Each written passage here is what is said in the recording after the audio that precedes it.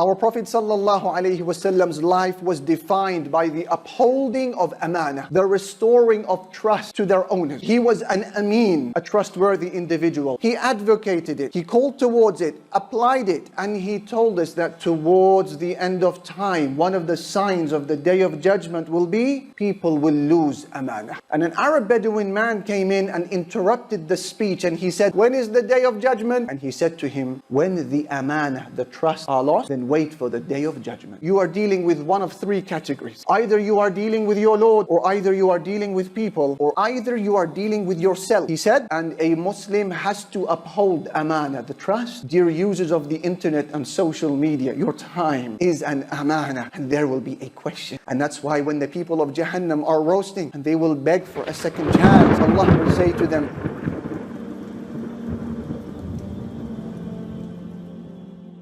Allah Jalla Jalaluhu said, Inna Allaha ya'murukum an tu'addu al-amanati ila ahliha. Allah instructs you that you are to return the amana, the trusts, to the rightful owners of those trusts. وَإِذَا حَكَمْتُمْ بَيْنَ النَّاسِ أَن تَحْكُمُوا بِالْعَدْلِ. And that when you judge between people, you judge with justice. إِنَّ اللَّهَ نِعِمَّ مَا يَعِظُكُمْ بِهِ. How excellent is that which Allah instructs you to do. Inna Allah kana sami'an basira. Allah Almighty is ever hearing and ever seeing. The scholars of tafsir are almost agreed that the verse that you just heard from Surah An-Nisa was revealed in the context of the conquest of Mecca after 23 years of struggle, planning and sacrifice. Allah Jalla Jalaluhu allowed the light of Islam to illuminate the whole of the Arabian Peninsula. And he sallallahu alayhi wasallam entered the city of Mecca, and one of the very first things he did after removing the idols was that he took the keys of the Kaaba from Uthman ibn Talha.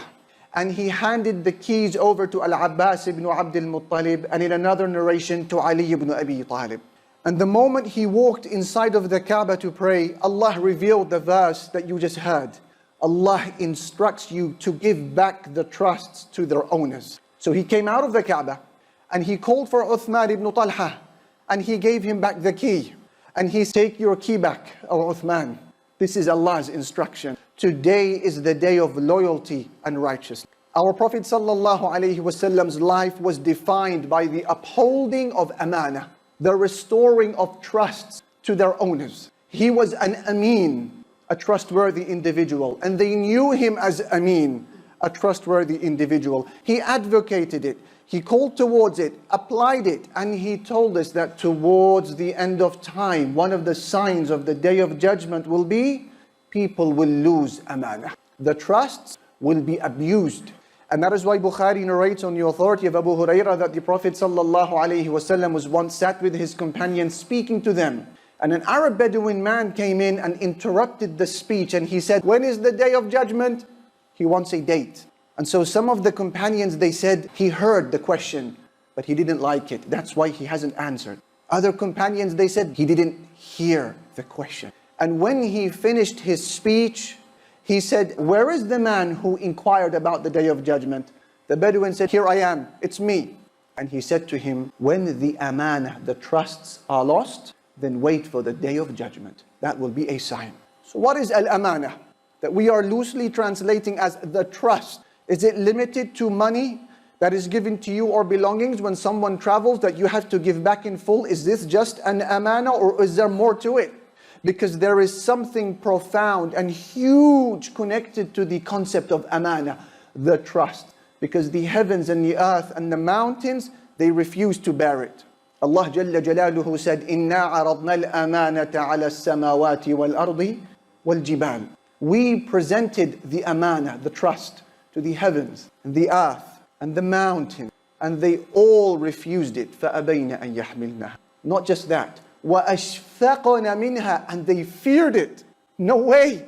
They understood that being a person carrying the Amana means accountability on the Day of Judgment. They said, we don't want it, we are afraid of it. Allah said, وَحَمَلَهَا الْإِنسَانِ. But man accepted to carry it.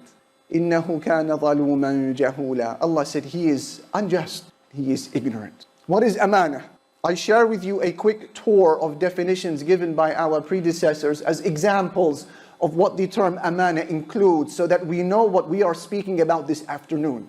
Abdullah ibn Abbas, he said, the trust is the obligations of Allah. Abu al-Aliyah, he said, Al-Amanah is the prohibitions and the obligations of Islam, very similar to the first definition. Al-Hasan al-Basri, he said, Al-Amanah is the religion of Islam, because the whole religion is but an. So you see, the concept of amana is not just about money you keep in a store for your friend or your family member. Al-Amana is something that moves with you when you move. It stays with you when you stay put. It creeps into every one of the departments of life and will bring with it a question on the day of judgment. And that is why Ar-Razi, he said in his tafsir, when you interact, he says, you are dealing with one of three categories. Either you are dealing with your Lord, Jalla Jalaluh, or either you are dealing with people, or either you are dealing with yourself. He said, and a Muslim has to uphold amana, the trust, in every one of those three categories. So al-amana, the trust, my dear brother, my dear sister, is a huge concept in our religion. It affects us every second of our life, and there will be heavy questions to expect on the day of judgment. And I give example. Your family members, my dear brothers, it's not just a privilege and an enjoyment, it is primarily an amana, a trust, and there will be a question about it, يوم القيامة. يا أيها الذين آمنوا قوا أنفسكم وأهليكم نارا. Allah said, oh you who believe, protect yourselves and your families from the hellfire. It's an amana. Your husband, my dear sister, is an amana, a trust from Allah that shall be asked on the day of judgment. And that's why the Prophet ﷺ said to the auntie of Husayn ibn Mihsan, when he said to her, are you married? She said, yes. He said, how do you behave with him? She said, I try to give him everything he needs as much as I can. He said to her, be very careful how you are with your husband, because after all, he will be your paradise or your hellfire. An amana. Your employees who work for you, they are an amana, a trust, and there will be a question about them the day of judgment. Prophet ﷺ said, give the employee his wage before the sweat on his forehead has a chance to dry. Give him his wage, don't delay. It's an amana. Your time, dear users of the internet and social media, your time is an amana, and there will be a question. And that's why when the people of Jahannam are roasting and they will beg for a second chance, Allah will say to them, أَوَلَمْ نُعَمِّرْكُمْ مَا يَتَذَكَّرُ فِيهِ مَنْ تَذَكَّرُ. Did we not give you lives long enough? Did we not give you time such that if you wanted to benefit, you could have remembered? Time is your private parts, your desires, your lusts. It is an amana, a trust. And there will be a question about it on the day of judgment. And that is why in some narrations attributed to Abdullah ibn Umar, that when Allah Almighty created the private part, He said, هذه أمانة خبأتها عندك فاحفظها إلا بحقها. This is an amana that I have hidden with you, so beware of using it except where permissible. The hijab is an amana. The Quran is an amana. Mum and dad, they are an amana. Your healthy limbs, your sight, your hearing, even your thoughts, they are an amana. إن السمع والبصر والفؤاد كل أولئك كان عنه مسؤولا. Allah said, your hearing and your seeing and even your heart, there will be a question about them all on the day of judgment. Therefore, how beautiful were the words of Al-Hasan when he said, Al-Amanah is the whole religion. And the whole religion, there is another amana, trust, that many Muslims are complaining of an inability to honor it. An amana which they say we are betraying several times a day and we don't know how. Which amana is this? Which trust? This is the trust of access. In the 21st century, you are able to access a sin that our fathers and great-grandfathers needed to go to great lengths to access. They say this is a trust and I am failing on almost every evening. What do? For a moment, I shift your attention to an ayah from Surah Al-Ma'idah. When you hear it, some of us may not understand what is immediately implied. The ayah says, Ya ayyuha alladhina amanu, O you who believe, لَيَبْلُوَنَّكُمُ اللَّهُ بِشَيْءٍ مِّنَ الصَّيْدِ تَنَالُهُ أَيْدِيكُمْ وَرِمَاحُكُمْ لِيَعْلَمَ اللَّهُ مَنْ يَخَافُهُ بِالْغَيْبِ. Allah is going to test you with some of the game animal. Game animal meaning the land animal that is hunted for food. Allah will test you with some of the land animal that is hunted for food, that your hands and your spears can reach, so that Allah may know or may make clear, so that Allah may make clear who fears Him in the end. What does this mean? The scholars have said that this ayah was revealed in context of some companions who were in a state of ihram, in a state of pilgrimage. And you know, when you are in a state of ihram, one of the things that you cannot do is hunt the land animal for food. So they were there in ihram and they were walking, carrying out their pilgrimage, when all of a sudden, animals that were usually so difficult to hunt gathered around the companions. They came to them. They were beneath their feet, bearing in mind the hunger of the companions and their poverty for the most part. Not a single one of the Sahaba reached out to one of those animals, despite their need. And they were within reach and their spears could reach them as well. Why did Allah test them in this way? The verse said, so that Allah may make clear who fears Him in the unseen. Now I shift your attention and you will say to me, today in the 21st century, just 50 years ago, it was impossible to communicate with a member of the opposite gender without so much planning and hard work. Today, what do you need? You need an 11-digit number. You need a social media profile name. And lo and behold, you have 24 access of unfettered communication to him or to her. And who was looking? No one other than Allah. You will say, why? Why this fitna? Why has our Lord subhanahu wa ta'ala allowed this test? Why is it that my child is able to access all of the ideologies of the world from within the confines of his own home?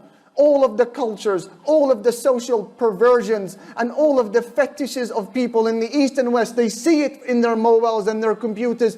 Why would my Lord allow this type of test in my home and the home of the Muslims? And the answer is the same as what you just heard in the verse. لِيَعْلَمْ Allahu مَنْ يَخَافُهُ بِالْغَيْبِ, so that Allah may make clear who are the ones who fear Him in the unseen. خَوْفُكَ مِنَ الرِّيحِ إِذْ حَرَّكَتْ سِتْرَ بَابِكَ وَأَنْتَ عَلَى الذَّنْبِ أَعْظَمُ مِنَ الذَّنْبِ إِذْ فَعَلْتَ. The fear that came into your heart, my dear brother, when the wind started to move the curtains of your door, when you were committing your sin, fearing that someone has caught you, that fear is greater and worse in the eyes of Allah than the sin itself. That fear should have been for Allah. يا أخي الكريم لا تكن وليا لله في الظاهر عدوا لله في الباطن. Beware of being an ally, a friend of Allah in public, but an enemy of Allah in private. إذا ما قال لي ربي أما استحييت تعصيني وتخفي الذنب من خلقي وبالعصيان تأتيني. إذا خلوت بريبة في ظلمة والنفس داعية إلى الطغيان فاستحي من نظر الإله وقل لها إن الذي خلق الظلام يراني. This is a contradiction in the personality of a Muslim, and this is unacceptable. And whilst people may not discover this contradiction today in you, it will be discovered on the day of judgment if it is not fixed today. And that is why Ibn Majah narrates, that the Messenger sallallahu alayhi wasallam said, I know people from my nation, he said, who will come on the day of judgment with mountains of good deeds. Allahu Akbar. And Allah will deck them one after the other. He will make them into rubble, nothing, worthless. فَيَجْعَلُهَا اللَّهُ هَبَاءً مَنْثُورًا, scattered dust. So the narrator Thawban, he said, Messenger of Allah, describe them to us. Give us their characteristics, just in case we are the people amassing all of these good deeds and there will be nothing on the day of judgment. What do they look like? He said, they are your brothers, they're from your race, and they even pray at night the same way you pray. What went wrong? He said the problem is that they were a people whom when they were alone, they would step over the limits of Allah. What do we do from here? This is a musibah.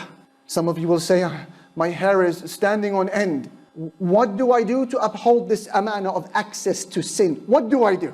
I will suggest 3 things in a minute or 2. And the first, a wholesome retreat to the book of Allah. To recite the Quran with tadabbur, with contemplation. And that is why Ibn Taymiyyah, he said, a person who recites the Quran with thought, with contemplation. This becomes one of the strongest barriers between him and sins, or at least some of them. Find a way to access the Quran, to recite it with contemplation. That's number one. Number two, very quickly, ensure that you worship Allah privately where no one can see you. Give yourself a portion of private one-to-one ibadah, even if it is a minute a day. And that's why Ibn al-Qayyim, he said, the sins that people do when they are alone is the main reason why people go astray later on in life. And he said, similarly, the good deeds that you do when you are alone will be a main reason why you will stay steadfast upon the religion. Lastly, and my final message, dear brother, dear sister, who is afraid of the trust of access, I say to you, message number 3, connect yourself to something that is bigger than you. Work towards an Islamic vision project that is bigger than your mirror reflection, your career ambitions, your wage, and your health and fitness. Connect yourself to a large Islamic goal and work towards it. And watch how automatically most of these whisperings will be evicted from your life.